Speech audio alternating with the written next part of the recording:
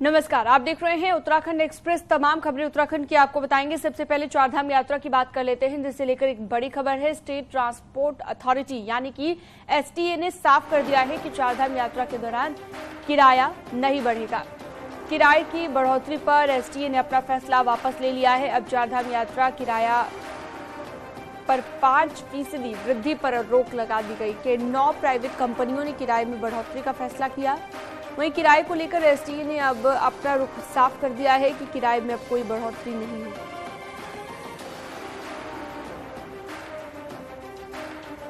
तो चारधाम यात्रा के दौरान अब किराया नहीं बढ़ेगा और ये फैसला जो लिया गया था एसटीए की तरफ से, एसटीए ने अब इस फैसले को वापस ले लिया है। अब किराए की दरों में बढ़ोतरी नहीं होगी, यात्रियों की जेब पर अब बोझ नहीं पड़ेगा। जो लोग इस साल चारधाम यात्रा करने का मन बना रखे हैं उनके लिए राहत भरी खबर, किराए की दरों में कोई बढ़ोतरी नहीं होगी। ऋषिकेश से आशीष डोभाल हमारे साथ जुड़ गए हैं लाइव ज्यादा जानकारी और बातचीत के लिए। आशीष, वाकई एक राहत की खबर उन लोगों के लिए जो इस बार चारधाम यात्रा का मन बना रखे हैं, और जो किराए में बढ़ोतरी की बात एसटीए ने कही थी उस फैसले को भी वापस ले लिया गया।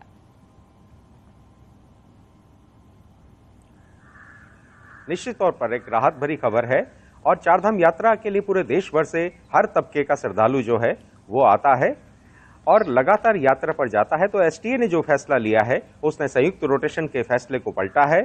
5% का जो किराया वृद्धि हुई थी उस पर रोक लगा दी गई है, जिससे परिवहन कंपनियों ने जो अपना खर्चा बताया था, क्योंकि डीजल अभी बढ़ा नहीं है लेकिन और जो वस्तुएं हैं जो गाड़ी में यूज होती हैं उन पे कहीं ना कहीं भार पड़ा है। इसको लेकर वो बढ़ाने के मूड में थे, लेकिन एसटीए ने यात्रियों का हित को देखते हुए 2023 की चारधाम यात्रा में इसको रोक दिया है। जी बिल्कुल, कह सकते हैं राहत की खबर, और लोगों ने रजिस्ट्रेशन करवाना भी अब शुरू कर दिया है। किराए के दरों में बढ़ोतरी नहीं होगी, ये सोचते हुए भी कई बार लोग अपना बजट देखते हुए भी तय करते हैं प्लानिंग्स। तो ऐसे में मान नहीं सकते हैं कि रजिस्ट्रेशन भी अब पहले के मुकाबले ज्यादा हो सकते हैं, क्योंकि 5% किराया बढ़ने की बात थी।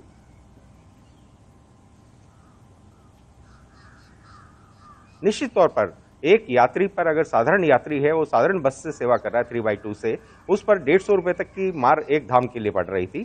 तो कहीं ना कहीं राहत की खबर है और इसको देखकर जो निचले तबके का जो यात्री उत्तराखंड में आता है और चारधाम यात्रा के दर्शन करता है उसको कहीं ना कहीं बहुत बड़ी राहत मिलेगी, क्योंकि यात्रा में पूरा खर्चा ज्यादा होता है।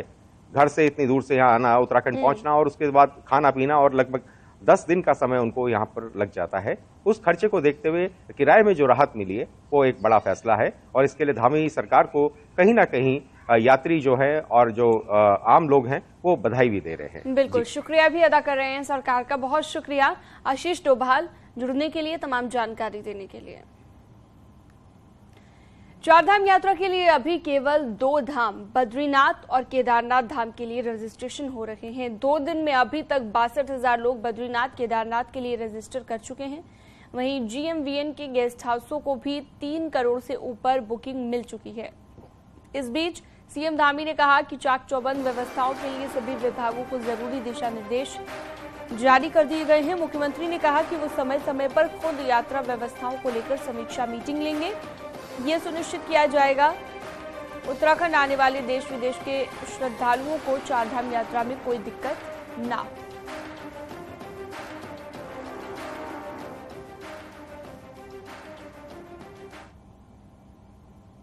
क्योंकि पिछले वर्षों के जो अनुभव रहे हैं उन अनुभवों के आधार पर और जो व्यवस्थाएं वहां पर सुनिश्चित होनी है उन सबको सुनिश्चित करने के लिए कहा है।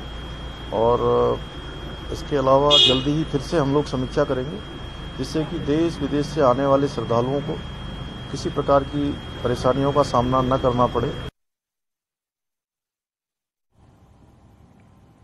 उत्तराखंड में चारधाम यात्रा की तैयारी तेजी से चल रही है। वहीं उत्तरकाशी में चारधाम यात्रा का जायजा लेने के लिए गंगोत्री विधायक, अपर जिलाधिकारी और जिला प्रशासन के आलाधिकारी गंगोत्री धाम पहुंचे, जहां पर बीआरओ को यातायात मार्ग को दुरुस्त करने के निर्देश दिए गए और डेंजर जोन को चिन्हित कर उचित कार्रवाई के लिए कहा गया। इस दौरान विभागों के अधिकारियों ने गंगोत्री धाम में पुरोहितों के साथ बैठक की। उनकी समस्या सुनी। पुरोहितों ने बिजली, पानी और पार्किंग के मुद्दे पर भी विधायक और प्रशासन को अवगत कराया। इस दौरान गंगोत्री विधायक द्वारा संबंधित विभाग को जल्द व्यवस्थाएं सुचारू करने के आदेश दिए।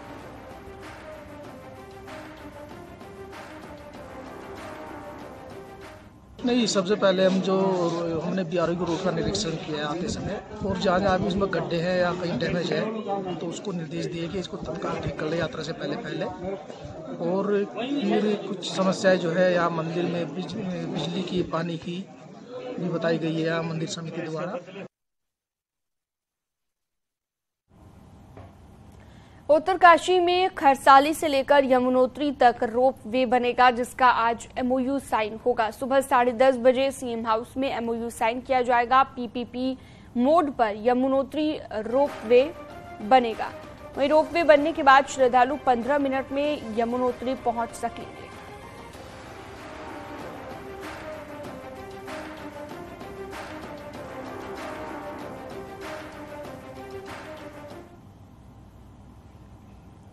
उत्तराखंड में आज से कड़ी सुरक्षा व्यवस्था के बीच पीसीएस मेंस के एग्जाम होने जा रहे हैं। सुबह 9 बजे से पेपर शुरू होगा और ये एग्जाम 26 फरवरी तक चलेंगे। सेंटरों की सुरक्षा 3 लेयर में रहेगी। प्रदेश में 5,636 कैंडिडेट देहरादून, हरिद्वार और हल्द्वानी में बने सेंटरों पर एग्जाम देंगे। हरिद्वार में 5, देहरादून में 7 और हल्द्वानी में 4 सेंटर बनाए गए हैं। एग्जाम 2 शिफ्टों में होंगे। कुल 383 पदों के लिए एग्जाम होंगे। पीसीएस की परीक्षा 5 साल के बाद हो रही है। तो आज से पीसीएस मेंस एग्जाम की शुरुआत होने जा रही है। आज 5 साल के बाद ये परीक्षा हो रही है। प्रदेश भर में 16 सेंटर बनाए गए हैं।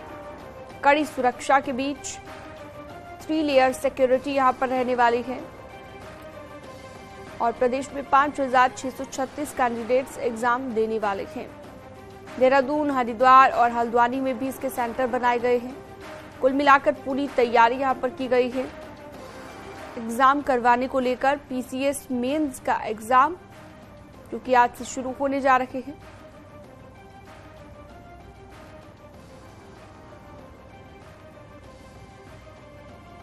तो पूरी तैयारी परीक्षा केंद्रों पर कर ली गई है। जो सेंटर बनाए गए हैं पूरे उत्तराखंड की बात करें तो 16 सेंटर पूरे उत्तराखंड में हैं। 23 से 26 फरवरी तक मेंस एग्जाम होंगे और 5,636 कैंडिडेट्स इस एग्जाम में हिस्सा लेंगे। और चलिए ज्यादा जानकारी के लिए दीपांकर भट्ट हमारे साथ जुड़ गए हैं।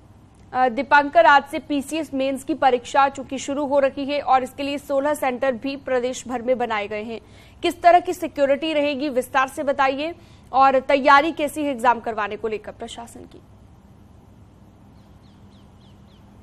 बिल्कुल, जिस तरीके से हमने पिछले जुलाई के बाद देखा कि सरकार ने तमाम जांचें करवाई और अब पीसीएस की ये मेन एग्जाम यहां पर हो रहा है। 3 बार ये एग्जाम पोस्टपोन्ड हुआ और अब ये एग्जाम यहां पर है। खास बात यह है इस एग्जाम की कि नकल विरोधी कानून के बाद पटवारी भर्ती की परीक्षा हुई और अब ये पीसीएस का एक बड़ा एग्जाम है।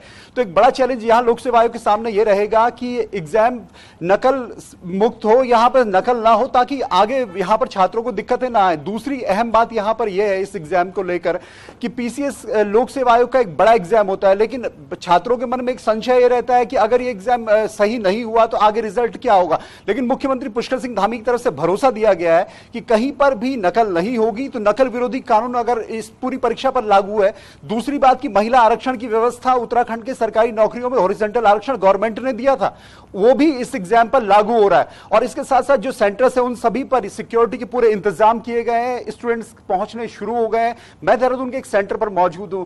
एक बच्चा हमारे साथ मौजूद है। आप लोग एग्जाम देने आए हैं, 3 बार ये आगे बढ़ा, आपको उम्मीद है इस बार सब ठीक रहेगा? Yes sir. तो कितने दिन ये पूरा एग्जाम चलेगा? ये 4 दिन चलेगा, जिसमें 7 एग्जाम्स होंगे, 1 दिन में 2 होंगे। और नकल को लेकर तमाम बातें रही, लेकिन अब कानून है। आपको लगता है कि इस बार सब कुछ फ्री एंड फेयर होगा? Hope so. तो इस तरह की उम्मीद यहाँ पे स्टूडेंट्स को है, पहुंचने शुरू हुए। सिक्योरिटी की जहां तक बात करें तो पुलिस के है, प्रशासन के सभी की व्यवस्थाएं की गई है। उधम चाहे हरिद्वार में हो, देहरादून में, सभी सेंटर्स में 16 सेंटर्स में बनाए गए, 7 सेंटर्स में देहरादून में है।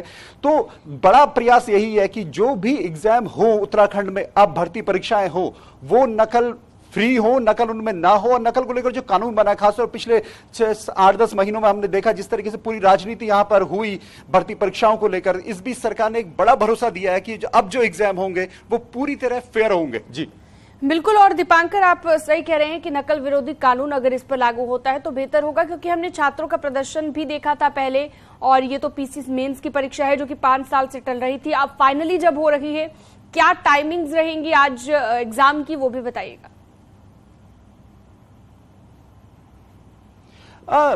5 साल के बाद ये पेपर हो रहा है। साल 2022 में इसके फॉर्म्स थे और उसके बाद इसमें फिर मेंस की परीक्षा टलती रही। और आप बताएंगे कि प्री का एग्जाम इसका कब हुआ था? इसका हुआ था 3 और 4 अप्रैल 2022। तो पिछले साल एग्जाम हुआ था, लेकिन उत्तराखंड साल 2000 में राज्य बना, उसके बाद से 5 से 6 बार सिर्फ पीसीएस का एग्जाम होता है। लोक सेवा आयोग को लेकर तमाम सवाल खड़े हुए, हाकम सिंह जैसे नाम इस बीच में सामने आए, सरकार ने उस पर एक्शन भी लिया। लेकिन आज की अगर परीक्षा की बात करूं तो जो आज यहां पर जिस सेंटर पर मैं मौजूद हूं, ये महादेवी इंस्टीट्यूट ऑफ टेक्नोलॉजी है, और यहां पर 9 बजे से एग्जाम होगा। स्टूडेंट्स का यहां पर पहुंचने का सिलसिला शुरू हो गया है, और सिक्योरिटी की जो इंतजाम अभी तक हम सेंटर्स पर देखते आए थे, उन सिक्योरिटी के इंतजाम को यहां पर बढ़ाया गया है। और सबसे खास बात है, जो 2-3 बातें खास है। पहली बात ये कि नकल विरोधी कानून जो सरकार ने बनाया है उसके अंतर्गत ये दूसरी बड़ी परीक्षा है।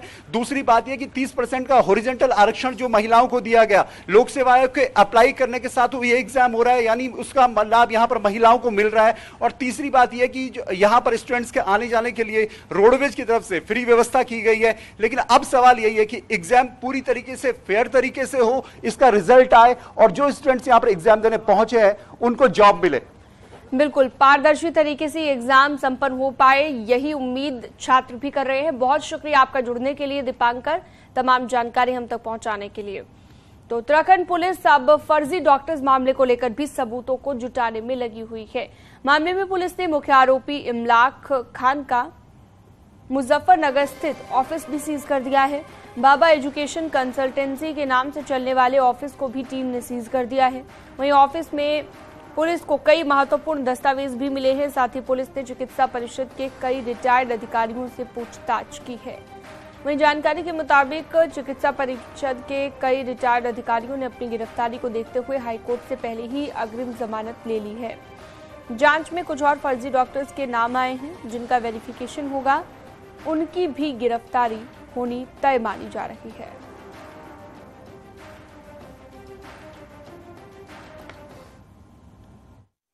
इसमें यह है कि हमें एक सूची मिली है जिसमें 19 और ऐसे डॉक्टर हैं जो हमारी जो है संदेह की लिस्ट में है। तो उसमें हमारी जांच जो है वो प्रचलित है। अगर वो पाए जाते हैं, उनकी डिग्रियां फर्जी पाई जाती है, तो उनके विरुद्ध भी जो है कानूनी कार्रवाई की जाएगी।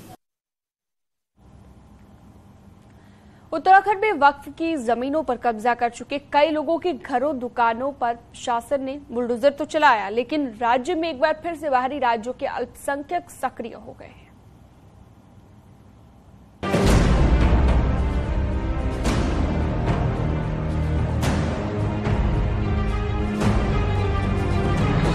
उत्तराखंड के कई इलाकों में वक्फ की जमीनों पर बाहरी राज्यों के मुस्लिम कई साल से कब्जा किए बैठे हैं, जिन पर ना तो वक्फ बोर्ड कार्रवाई कर रहा है और ना ही प्रशासन। हालांकि कुछ दिनों पहले सड़क चौड़ीकरण के चलते वक्फ बोर्ड की जमीनों पर प्रशासन ने बुलडोजर चलाया, लेकिन इन इलाकों में फिर से अवैध निर्माण शुरू हो गया है।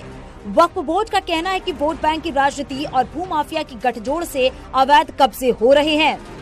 माइनॉरिटीज लोग, जितने भी माइनॉरिटीज की कम्युनिटी के लोग हैं, वो आते हैं, जो भी खाली पड़ी जमीन देखते कब्रिस्तान की, इस पर कब्जा कर लेते हैं।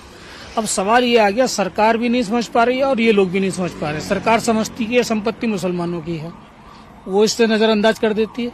ये समझते कि हमारे बाप की है। उत्तराखंड में वक्फ की बहुत सारी जमीनें हैं, लेकिन कई जगह वोट बैंक की राजनीति के चलते या कुछ भूमाफियाओं के षड्यंत्रों के चलते इनके ऊपर अवैध कब्जे हुए हैं और बाहरी लोगों ने आके यहाँ बिना कागजों के अपने ठिकाने बना दिए हैं। वक्फ बोर्ड बहुत सख्त है और ऐसी तमाम संपत्तियों को चिन्हित किया जा रहा है, जिनके खिलाफ हम सख्त कार्रवाई करते हुए उनके ऊपर बुलडोजर चलाएंगे, किसी कीमत पर भी। उधर प्रशासन का भी मानना है कि वक्फ बोर्ड की जमीन पर कई सालों से कब्जा किया हुआ है। ऐसी सड़कों को चिन्हित किया गया है, अब उन पर लगातार कार्रवाई चल रही है। वक्फ में बहुत पुराने कब्जे थे, बहुत लंबे समय से पहले से, तो चूंकि जमीन वक्फ बोर्ड की थी तो नियाजा वक्फ बोर्ड को हमने उसका जो लैंड का कंपनसेशन होता है उनको दे दिया था, और वो रोड 18 मीटर चौड़ी करनी थी, वो हमने पिछले हफ्ते डिमोलिश कर दिए हैं सारे। ऐसी पीडब्ल्यूडी ने भी कई सड़कें चिन्हित की हैं, तो 1 बाय 1 स्टेप बाय स्टेप हम उस सड़कों को टेकअप कर रहे हैं। बाहरी राज्यों के कई अल्पसंख्यकों ने राज्य में खाली पड़ी जमीनों पर कब्जा किया है, लेकिन इन जमीनों को मुक्त कराना भी सरकार के लिए एक बड़ी चुनौती है, क्योंकि वोट बैंक के चलते कई राजनीतिक दल भी इनके समर्थन में आ जाते हैं। न्यूज़ 18 के लिए देहरादून से भारती सकलानी उनियाल की रिपोर्ट।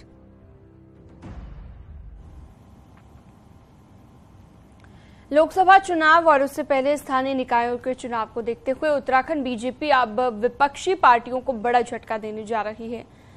बीजेपी अब विपक्ष के बड़े नेताओं को तोड़ने की बजाय जिला, ब्लॉक और तहसील स्तर के नेताओं को बीजेपी में शामिल कराएगी। ट्रायल के तौर पर बीजेपी पिछले दिनों पिथौरागढ़ की गंगोली हाट तहसील में इसका सफल प्रयोग कर चुकी है। यहां पर बीजेपी ने कांग्रेस के 35 पोलिंग एजेंट को तोड़कर उन्हें देहरादून में पार्टी ज्वाइन करवाई। पार्टी अब प्रदेश भर में इस रणनीति पर काम कर रही है। उधर कांग्रेस का कहना है कि कोई लालची ही बीजेपी में जाएगा। स्तर पर जो कांग्रेस और बाकी दलों के जो एजेंट होते हैं वो हमसे जुड़ना चाहते हैं, तो हमने मंडल इकाइयों को कहा है कि ऐसे लोग जो हमसे जुड़ना चाहते हैं उनको आप पार्टी में जोड़िए, उनको हम सदस्यता देने में हमें बहुत ज्यादा सोचने की आवश्यकता पड़ती नहीं है। ऐसे कार्यकर्ताओं को हम पार्टी से अंदर जोड़ेंगे, और इसकी शुरुआत भी हमने कर दी। गंगोली हाट से भी लगभग 35 बूथों के जो कांग्रेस के जो एजेंट थे, बूथ एजेंट, वह पार्टी से जुड़े। तो कांग्रेस का कार्यकर्ता इतना कमजोर नहीं है। जो लोग पहले से हिले हुए हैं या जिनके अंदर लालच है वही बीजेपी ज्वाइन करेंगे। जिसके अंदर कांग्रेस की विचारधारा होगी उसको बीजेपी कभी भी नहीं तोड़ सकती। परिवहन मंत्री चंदन रामदास ने देहरादून में आईएसबीटी का औचक निरीक्षण किया। इस दौरान परिवहन मंत्री ने टिकट काउंटर पर, बस स्टैंड पर व्यवस्थाओं का जायजा लेने के साथ ड्राइवरों और कंडक्टरों से बातचीत भी की। इसके साथ ही आईएसबीटी पर चल रहे कामों का भी निरीक्षण किया। वहीं परिवहन मंत्री के औचक निरीक्षण के दौरान कुछ अधिकारी और कर्मचारी गैर हाजिर पाए गए।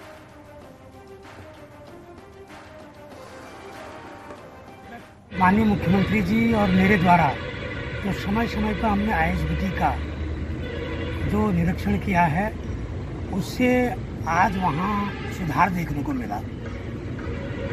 सड़कों की व्यवस्था भी पहले से ठीक है, शौचालय का काम चल रहा है, टाइम कीपर वगैरह कई अधिकारी अपनी कुर्सी पर थे, कुछ लोग नहीं थे, जो नहीं थे वो ऑन कॉल पर वहाँ पर आ गए थे। इस बार हुई कम बारिश और कम बर्फबारी ने फॉरेस्ट डिपार्टमेंट की चिंता बढ़ा दी है। विभाग को अंदेशा है कि सूखे के कारण इस बार का फायर सीजन भारी पड़ सकता है।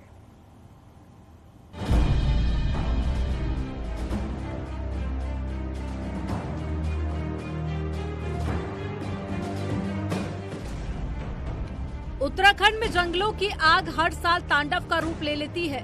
2016 और 2018 में इतनी भयानक आग लगी कि 2 सालों में अब तक का सबसे अधिक 5,500 हेक्टेयर क्षेत्र प्रभावित हुआ था। इस बार हुई कम बारिश और बर्फबारी के कारण एक बार फिर से वही हालात बन रहे हैं। फायर सीजन की शुरुआत में ही आग तांडव मचाने लगी है और एक हफ्ते में टॉन्स, मसूरी, वन प्रभाग समेत राजाजी पार्क में आग लगने की घटनाएं हो चुकी हैं। वहीं केदारनाथ वाइल्ड लाइफ सेंचुरी और बद्रीनाथ वन प्रभाग में 7 घटनाएं हो चुकी हैं और एक हफ्ते में कुल 22 घटनाओं में करीब 13,000 से ज्यादा पेड़ आग की चपेट में आ गए। 2016 और 2018 में जंगलों की आग बुझाने के लिए हेलीकॉप्टर की मदद ली गई थी, लेकिन इस बार विभाग ने इससे हाथ खड़े कर दिए हैं और विभाग का कहना है कि जंगलों की आग बुझाने में हेलीकॉप्टर बेहद खर्चीला तो है ही, साथ ही आग बुझाने में भी ये तरीका कामयाब नहीं हो रहा है। तो हेलीकॉप्टर के संबंध में, योजित करने के संबंध में मैं कहना चाहूँगा कि उसका जो है पिछले साल में जब हम लोगों ने देखा, पहले जब लगाए गए इस प्रकार से, तो बहुत ज़्यादा उसका जो है इफ़ेक्टिवनेस उतनी नहीं रहती है उसकी, जिस हिसाब से उसमें जो है व्यय आता है। इस प्लान को अभी नहीं हम लोग कंसिडर कर रहे, लेकिन वन विभाग इस बार मैन्युअली आग बुझाने पर जोर दे रहा है। केंद्र से एनडीआरएफ की 80 जवानों की एक बटालियन उत्तराखंड को मिल चुकी है। इन जवानों को बकायदा FRI में ट्रेन किया गया है और इसके अलावा ग्रामीणों का समूह बनाकर उनकी मदद भी ली जा रही है। इसके लिए पहली बार ग्रामीणों के इस समूह को विभाग की ओर से 30,000 रुपए की राशि भी दी जाएगी। मिनिस्ट्री ऑफ होम अफेयर्स ने गृह मंत्रालय द्वारा जो है एनडीआरएफ की एक बटालियन 15वीं बटालियन जो है योजित की गई है, यहाँ पे डिप्लॉय हुई है देहरादून में। और अभी हम लोगों ने जो है जो राज्य वन सेवा महाविद्यालय है FRI के अंतर्गत उनके साथ मिलके जो है 2 सप्ताह का उनका एक ओरिएंटेशन कोर्स किया है।